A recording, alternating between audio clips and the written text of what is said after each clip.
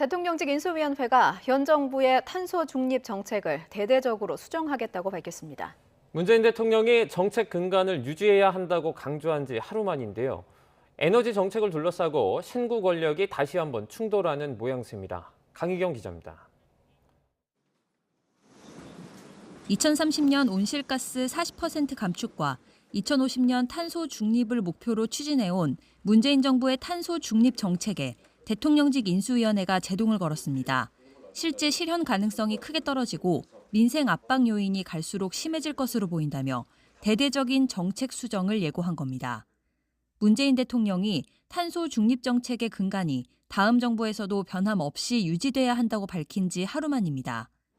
인수위는 먼저 온실가스를 감축하겠다는 약속과 달리 지난해 배출량은 오히려 늘어났다고 지적했습니다.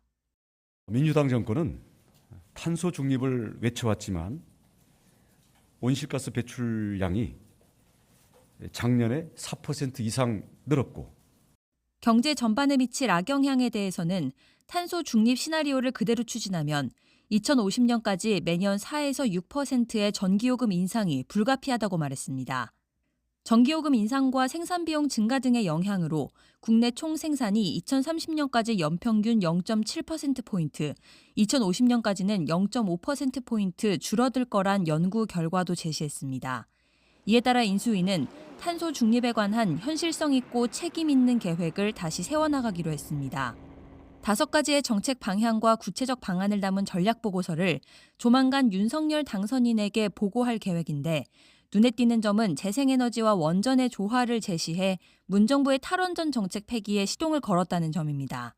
새 정부에서는 탈원전이란 금기를 해체해서 탄소 중립을 달성할 수 있는 모든 기술을 테이블에 올려놓고 실질적인 책임 있는 정책을 펴겠다.